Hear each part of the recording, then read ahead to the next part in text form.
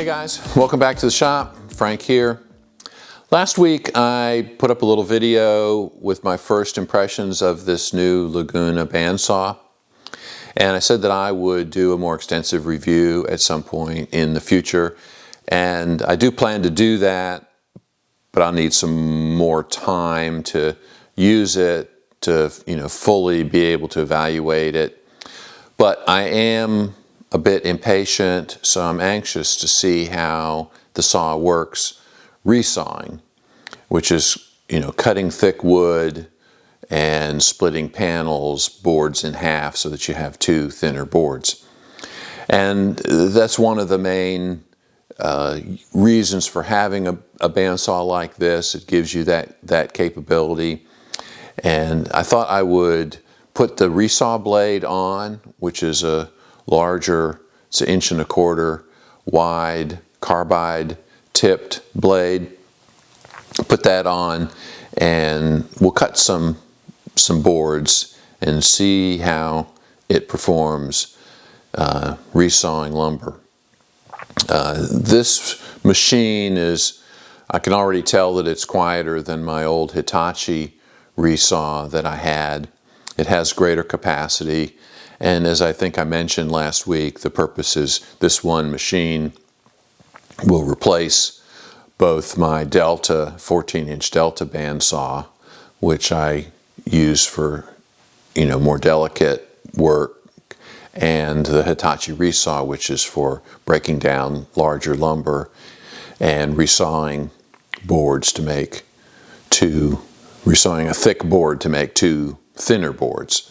A couple reasons to do that, and we'll talk about that as we get into this. So I'm going to change out the blade, and then we'll see how this machine does.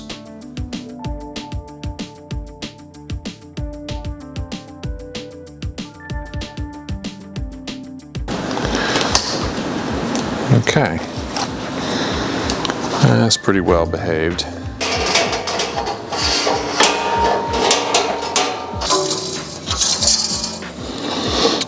Table is way out of square.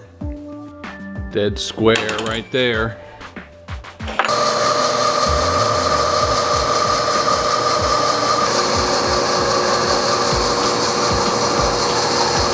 And here the grain is identical on both sides.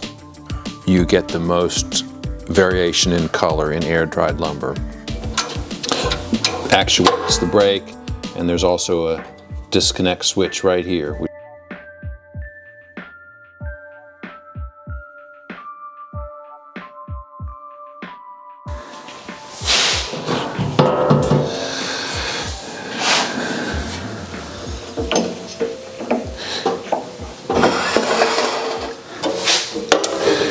Okay, so we have a blade on here that's already tensioned.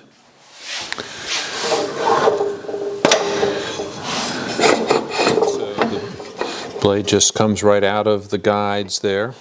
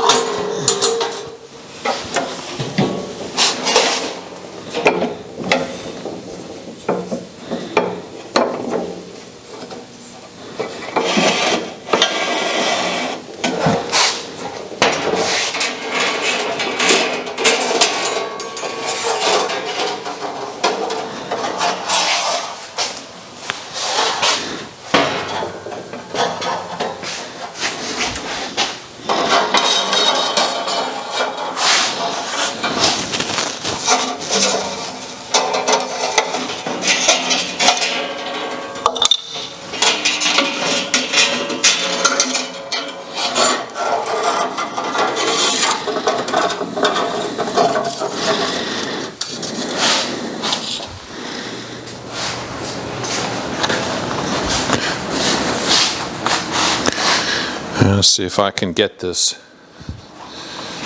blade folded. Let's see.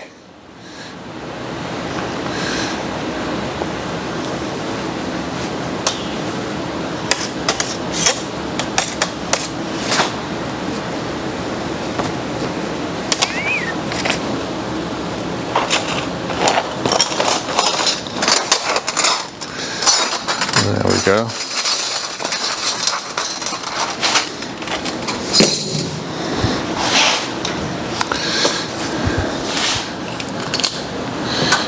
This is a little, I won't say frightening, but these bigger blades, fortunately this has the cover on the blade, on the teeth, but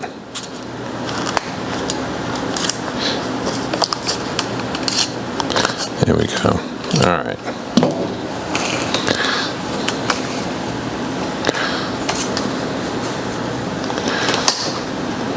Okay. That's pretty well behaved.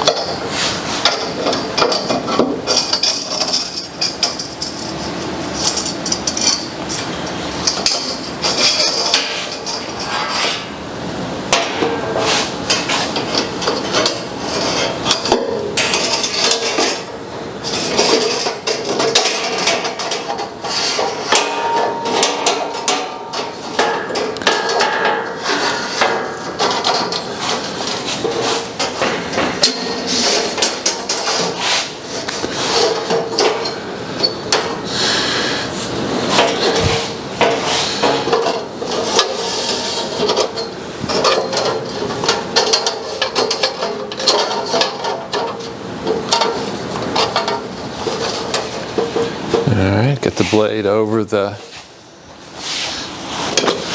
top.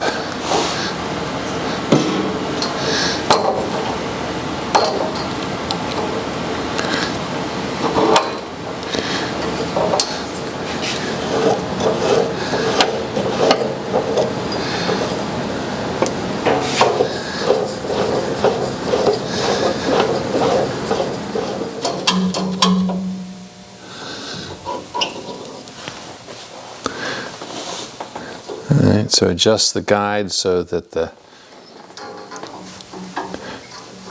back of the blade just clears the ceramic backer rear support.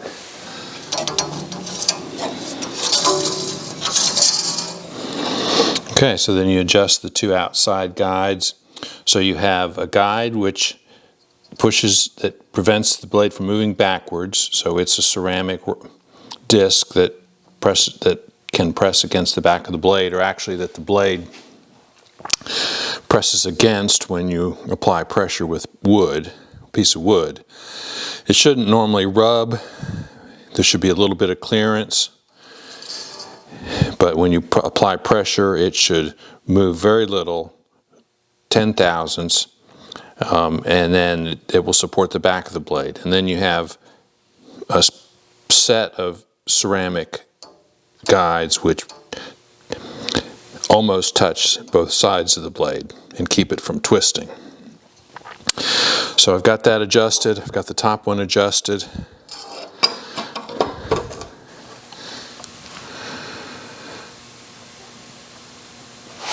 All right, let's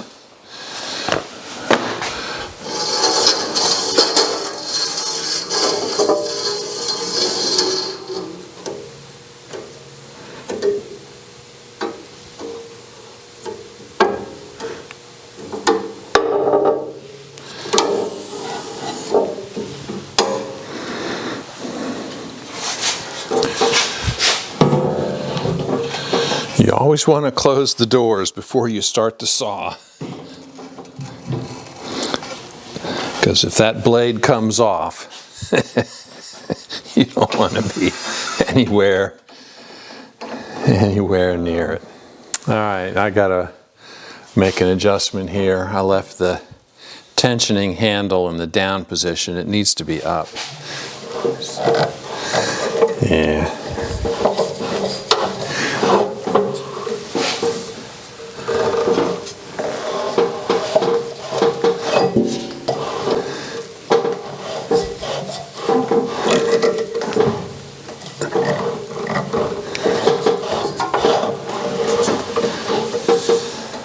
Okay.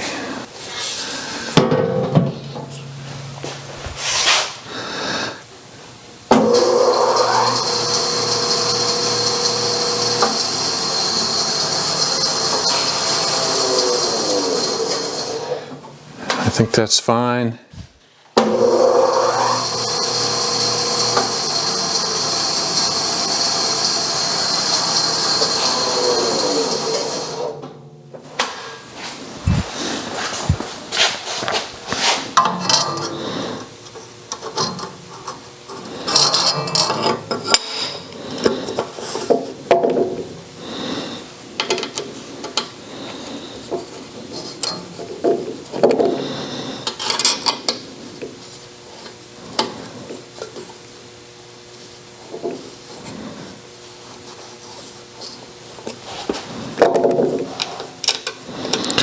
So by turning these down, lifts the plate up, and we want to get it flush.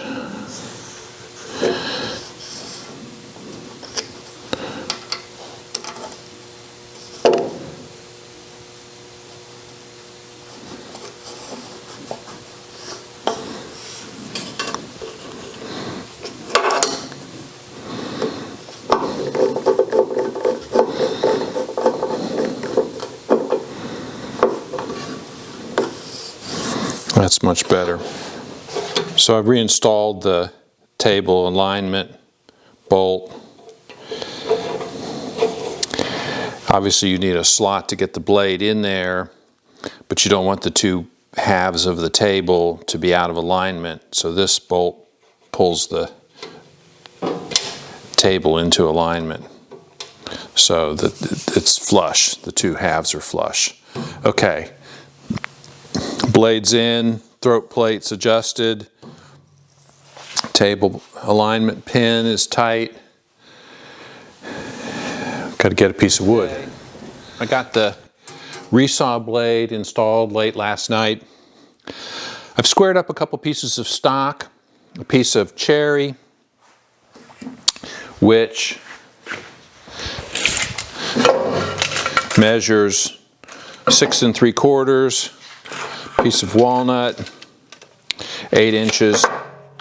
So the purpose of a resaw, or the purpose of resawing, is to take a thick board, and this is almost 1.5 inches thick, and split it down the middle lengthwise so that you have two thinner boards. And so there's two advantages to doing that. Obviously, it gives you thinner lumber without having to run it through the planer and waste turning all of that thickness, extra thickness, into chips. If you needed some 1/2 inch thick or 5/8 inch thick boards, then you could saw this in half and then plane the sawn surface, and you'd have two thinner boards, which you might want to use in a panel for a cabinet door, for example. I mean, if you look up here at these cabinets, I mean, this is a thin panel. I mean, this is 1/4 inch plywood. It's got a solid oak frame, but it's got a thin panel, and you normally make your panels thinner than the frame, so that's one way you would use thinner lumber. The other advantage is these are inexpensive Lowe's cabinets. I mean, you could buy, I have them in here because you can buy them from Lowe's cheaper than you can build them. If you wanted a decorative panel on, say, a piece of furniture, a desk or something, then what's often done is book match. So you take a piece of lumber like this, you split it down the middle, and then you open it up so that the two faces are mirror images. And it's called a book match. And it gives you a very pleasing grain pattern.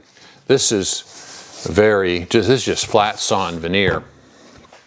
But on a piece of nice furniture, having book matched panels, is a desirable feature. So you might well do that, and that might be the main reason you would resaw.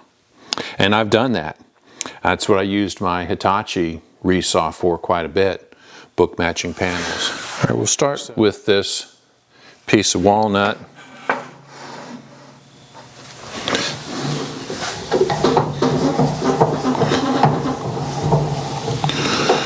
Bring the blade guide down to just above the work.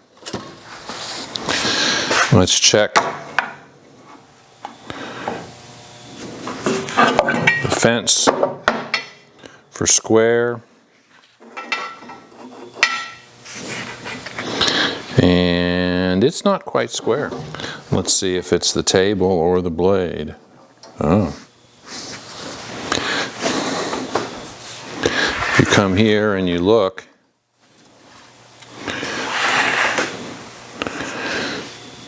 You can see the table is way out of square.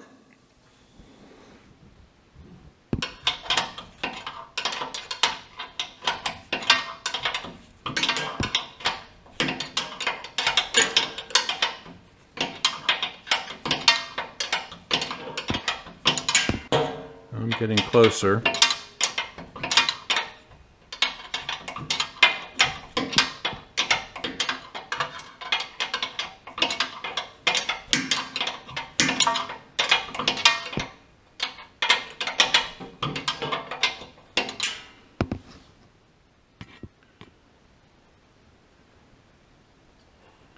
All right, that looks dead square right there.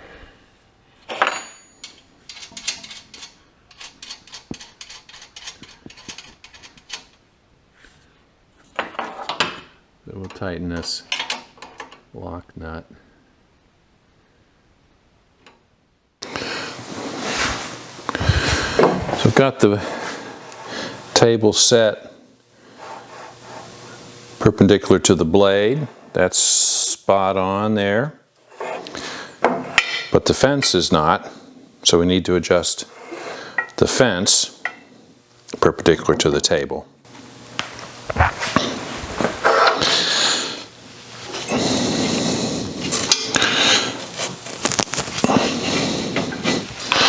All right, in order to square this, let's see, the bottom needs to go out, so we'll screw this set screw in, which should push the bottom of the fence out.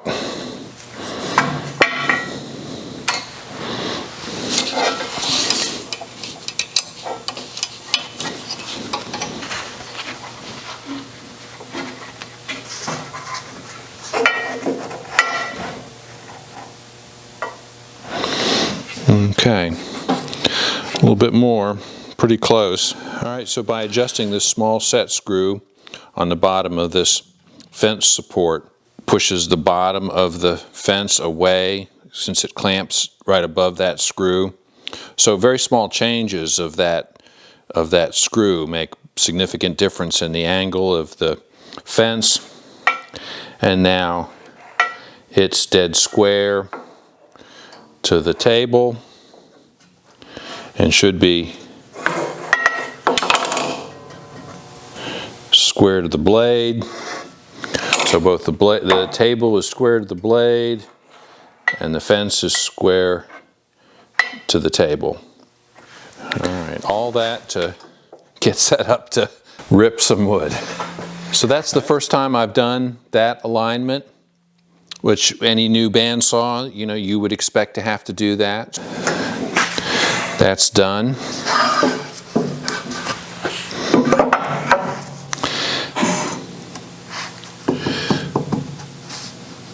So you normally can sight by eye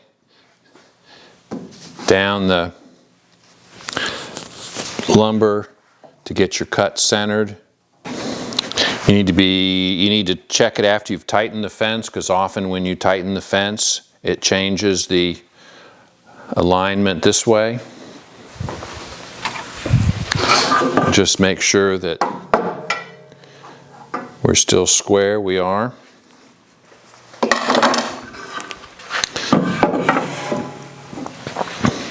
So there's at least two schools of thought on resaw fences.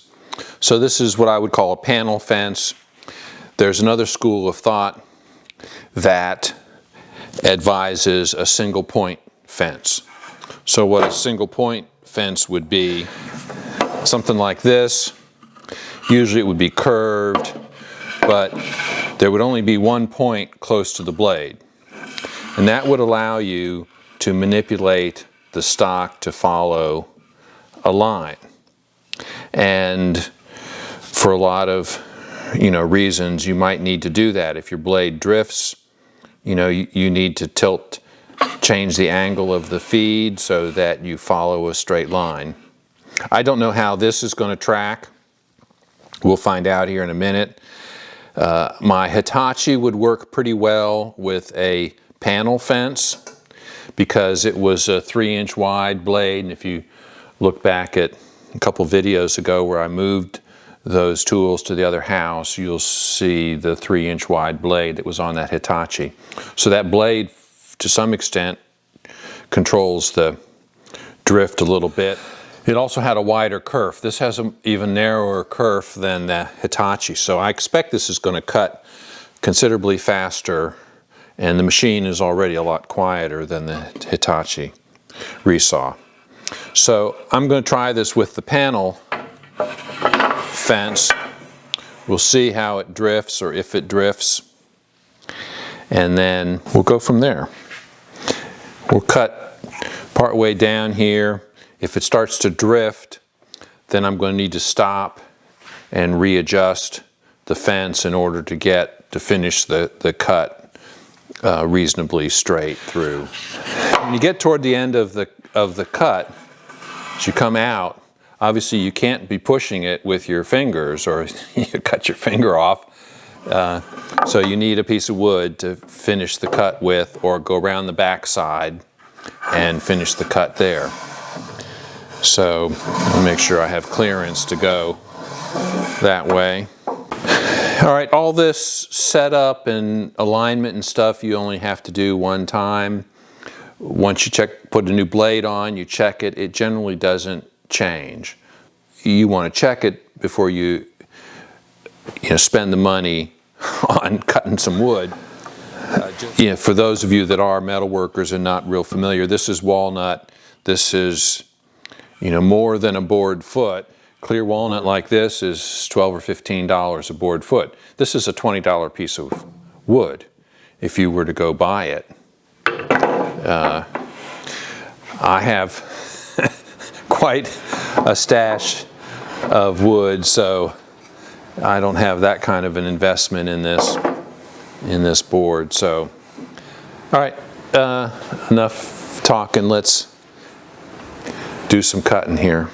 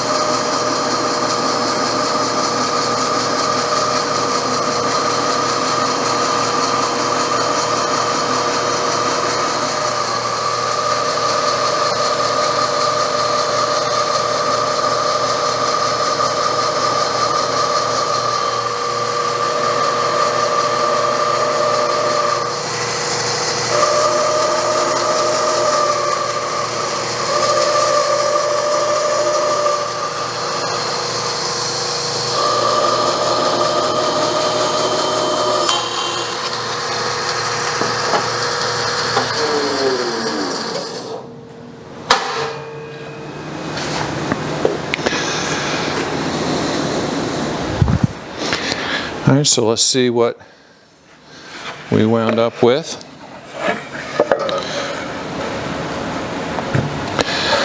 That's a pretty smooth cut.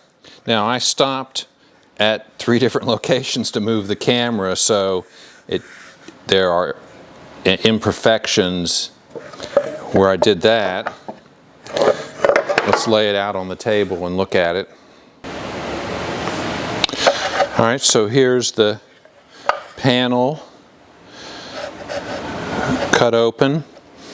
So you can see that the grain pattern is a mirror image. So that's desirable in furniture making, multiple applications in furniture making. I mean, another way to do it is this way. You don't get the same exact match. Kind of get a little bit there, but there's a discontinuity in the grain here. So the advantage of the book match is that the grain color is exactly the same and grain pattern is exactly the same or real close. The exception is the kerf width on both sides of the cut. So if you glue this together, you know, the glue line disappears. So that's the advantage. It cut very easily. That took less effort than it would have on my Hitachi. The kerf is half the width of my Hitachi, and the machine is a whole lot quieter. I could not run my Hitachi without hearing protection on. It was very loud. It was louder than, you know, a large router. So this machine is much more pleasant to use. All right, we're going to cut this. Go ahead and cut this piece of cherry. So that was American black walnut. And this is black cherry. Now this has a little bit of sapwood here and here. And you normally wouldn't use sapwood in a furniture project. At least I wouldn't, because as time goes on, the surface, the wood oxidizes and turns dark. The sapwood doesn't. So the difference in color between the pale sapwood and the heartwood is not real dramatic now, but in 10 or 15 years, it's going to be a huge difference. It's going to be dark brown and tan. So it'll stand out like a sore thumb. So normally you would not use the sapwood in a project. Now, the advantage of this particular board is the sapwood is only in this little corner and only on this corner. When we resaw this and open it up, the sapwood will be on the back side. So we'll get, even though there's a little sapwood on this board, when we open it up, you won't see any sapwood on the surface. We will need to be careful though that we don't plane into it, because if we cut it in the middle and then have a rough surface and we plane it a little bit, you don't want to plane it enough to get into this sapwood. So I'm going to cut it on with this side up so I can see my position. I'm really close over here, so we may have to deal with, we might have to deal with that on the finishing. But if your panel's wide enough, you might be able to get by without, you know, having any of that sapwood showing. All right, let's rip this piece, or resaw this piece. All right, if I were resawing this for book match panel and I had this sapwood, then I would be a little bit concerned about, and I needed the full width, let's assume I needed the full width, then I would be concerned about the center line here being so close that when I plane it, I might get into this sapwood. So I think I'm going to just favor this side just a hair.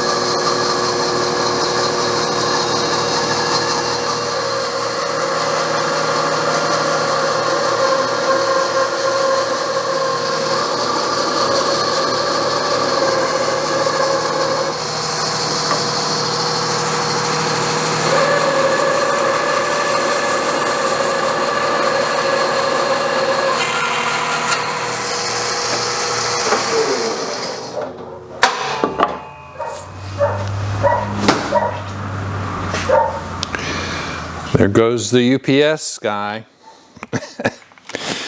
Look who's here. There's my Brew. Come here, Brew. Come here. Come here. What you been doing, huh? Have you been outside helping Butchie bark at the UPS truck? Have you been out there? Brutus says, I don't have to bark, Daddy, because Butchie does all the barking for me. Hey, come here, sit. Come here, hey. Sit. Sit. Sit. That's a good boy. Yeah. Oh, what a good puppy. What a good boy. It's raining a little bit outside today again. Yeah. It's raining a little bit today again.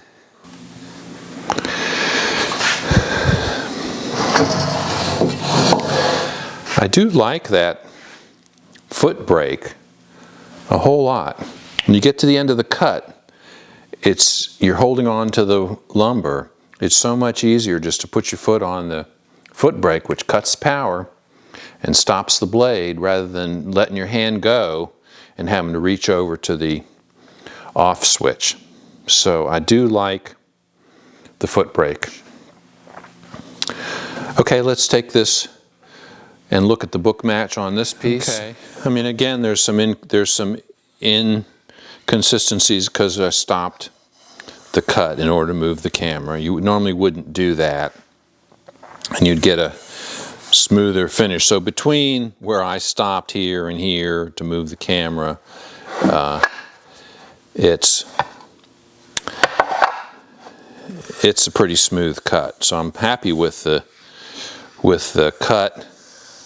And of course now the cherry doesn't have as much figure as the walnut does, so you don't see the book match as dramatically. You'd have to put some water on it. Let's put some water on it.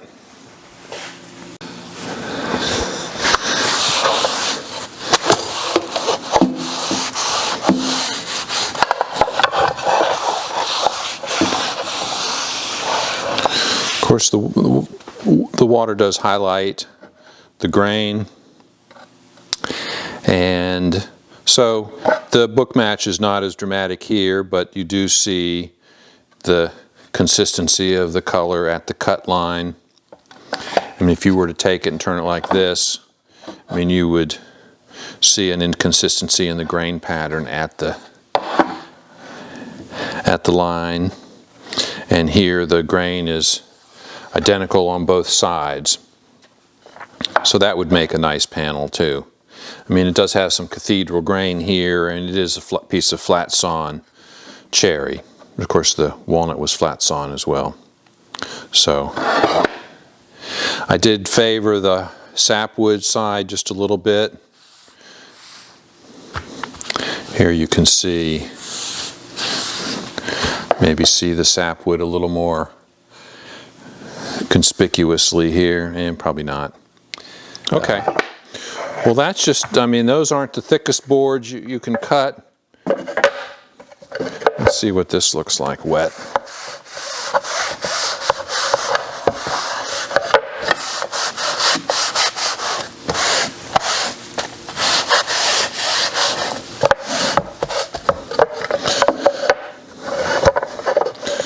So that's more what the walnut would look like with a finish applied to it.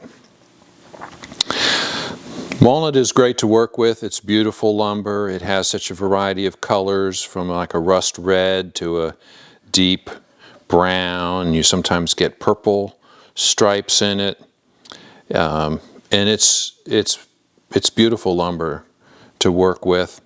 It machines well. If it's air dried, you get, and this is air dried, both of these are air dried lumber, you get the most variation in color in air dried lumber.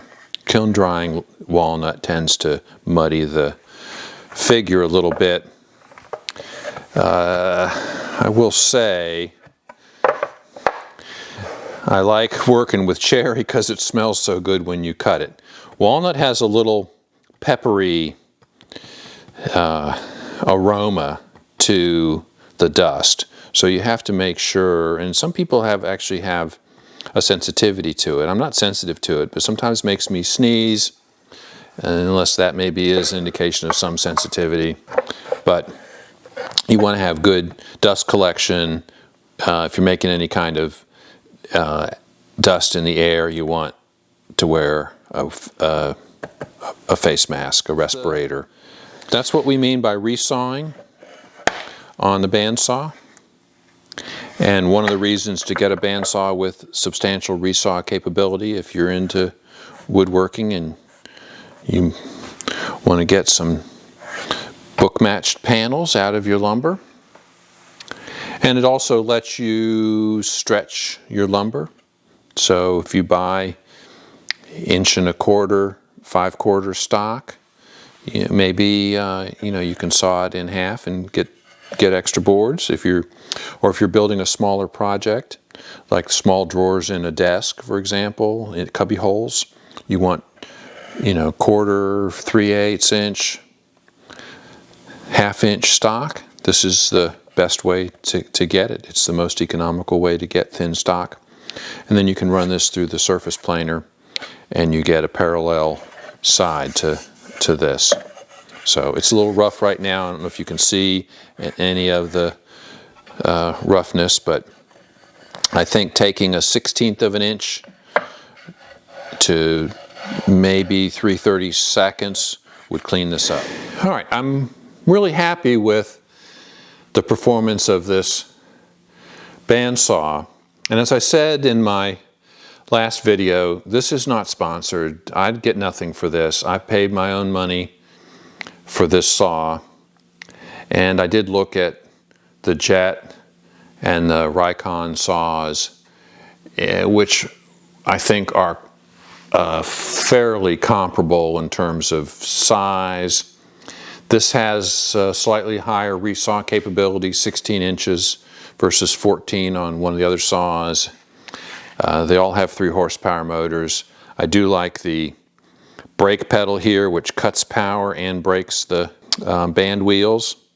So it brings the blade to a stop pretty quickly. And of course you have the other start-stop, and you have a start-stop and an emergency stop over here. Having the foot brake is important because the saw would run for 5 minutes. It would take quite a while to coast down if you didn't have a brake of some sort.